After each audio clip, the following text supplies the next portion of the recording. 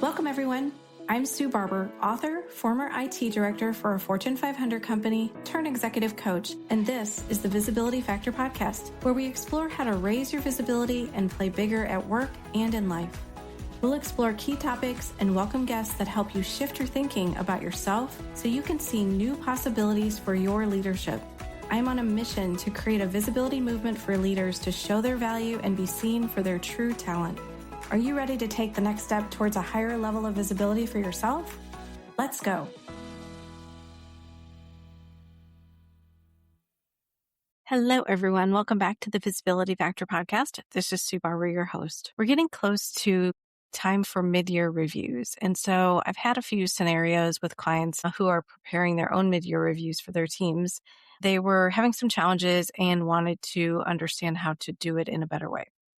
And so I thought maybe it would help if I recorded a podcast that would share some of the ideas that I have shared with them and see if any of these are situations that you might have, or some of the things I'm talking about today might resonate for you as you prepare for future conversations with someone on your team.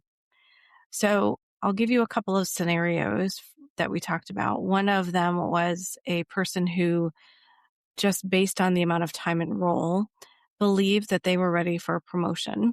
And this is pretty common. I think a lot of people look at time versus actually delivery of results and the value that they're adding. Instead of looking at those two things, they look at how long they've been in role and determine for themselves that they should be ready for the next step. And of course, it's not that easy. If it was, it'd be really easy for people to decide when to get promoted. It would all be based on a calendar. But in these scenarios, it's not that easy to just say that someone's ready. They have to demonstrate that they're ready. And we used to call it like doing your job before you get the job. So I talk to people about the competencies of their function, of their role. What are the things that they need to be able to demonstrate in order to prove that they're ready for the next step? And of course, some of that is experience, but it's not the only factor. It is about what competencies are they demonstrating consistently, and I'm using that word purposely. Consistency is the one important thing that you have to use as a manager when you're having these conversations, because someone might do something every once in a while, but if they're not doing it consistently, then you have to talk to them about why is that? Why do you do it sometimes, but not all the time? Especially if it's a foundational competency that they need to be able to demonstrate and role. For example, they may need to drive for results. They may need to influence others.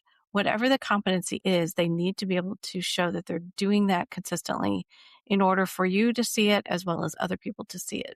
You also have to talk about what is next for them. So if that's something that they could be ready for in the future, helping them understand what that next step means, what types of things will be required for that person in that role. So you can show them, here's where you are today and here's where you want to be, but here's the gap in between. And then you can start to talk about what are the things that they could start doing, actions they could take, conversations that they could have, working on their perception and their personal brand to be ready for that role.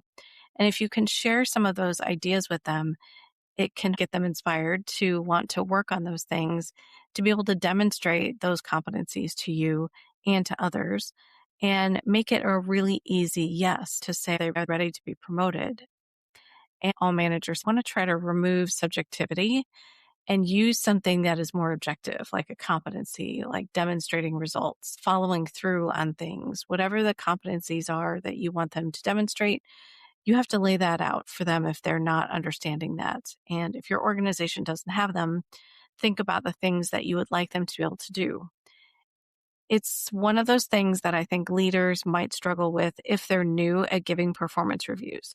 It's not easy, right, to tell someone that they're not ready, but it's the best gift you can give them, because if you're not telling them, then they don't know.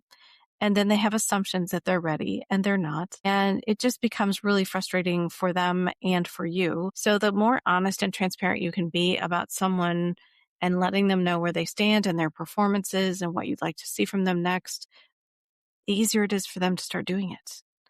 But if you don't say anything, if you don't give them any feedback, if you don't tell them where they stand, well, then of course their expectations are going to be such that they think they're ready. So you've got that scenario where someone's really just thinking that they're ready and they're not. The other thing that can happen is that someone has maybe been promised in previous experiences with previous managers that they are ready for the next step.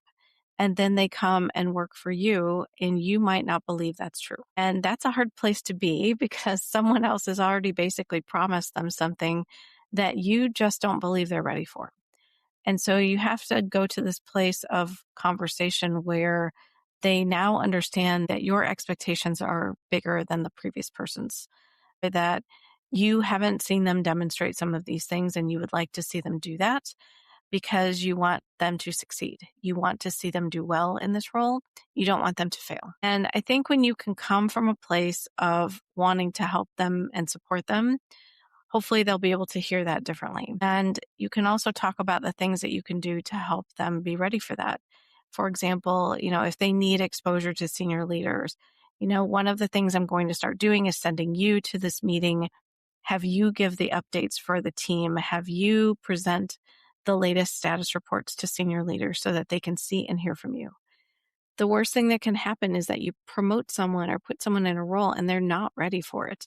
And then what happens is they're going to sabotage themselves because they're so uncomfortable and they don't feel like they're ready and they don't know what to do about it because someone told them that they were ready and they're not. So these are scenarios that happen in real life with people who are high performers. They want to keep climbing the ladder, which is absolutely what they should want to do. But if they've not been told the truth, if they've not been given feedback, then you really need to be the one to do that. These are just some common scenarios that I have seen with leaders who are leading people for the first time, maybe leading performance reviews for the first time. The goal is for you to lead through the conversation. And I talk about this a lot because I think it's very easy to fall back into habits where you stay quieter, where you feel uncomfortable and you don't want to give the feedback, or you don't want to tell them that they're not ready for promotion. It's hard to tell someone that, but it's the best gift you can give them, because if you're not being honest with them, then they don't know. And if you're not being transparent with what they are doing or not doing, then how can they change, right? You can't expect them to be mind readers. So if you can be clear with what it is they need to be doing, look at the competencies for their role and what they need to be able to demonstrate, and you can even talk about actions and what that would look like and how they could start doing that. And if you can have them start thinking about what are the things that they need to be able to do between now and maybe the end of the year, for example, to demonstrate these things, not only to you, but maybe to other people in the organization who need to see and hear from them. It's not impossible at all, right? To be able to do this. Remember, the word is consistency. If you can be consistent in what you're doing, you don't do it just sometimes, you don't do it just one time. Every time, no matter who you're in front of, you show up in a way that lets people see that you're ready for the next step. And then it's so much easier for everyone to be in agreement that this is the rating you should receive, that you're ready for the next step when that next step is available. All of those things need to come together. And it just means being strategic about it and allowing the conversation to happen. It's good for them to actually hear the feedback that they probably have been wanting to hear, but no one has given it to them yet. So be the person who gives good feedback, who is honest, who helps them see where they're missing the mark, where their opportunities are, and what they're doing great at. So they can lean into the things that are their strengths, but they can also then be aware of where they have opportunities and start to do some things to address those at the same time. We don't want to make this complicated and hard, but as a leader who has a team, it's your responsibility to make sure that you're giving them the best feedback that you can so that they can show up in the best way. And it allows you to be able to do the things that you need to do, like be visible, go influence, have conversations, really lead from a good place because you have a strong team underneath you. Thanks so much for joining today on the Visibility Factor podcast, and we'll catch you on the next one.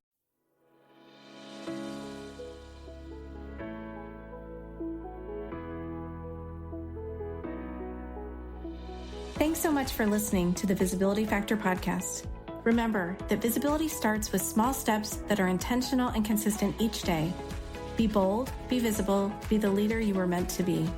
Find us and subscribe on Apple Podcasts, Spotify, and wherever else you listen to podcasts. Follow us on all of our social media platforms, which are highlighted in the show notes. Thank you for listening, and we'll see you next time on the Visibility Factor Podcast.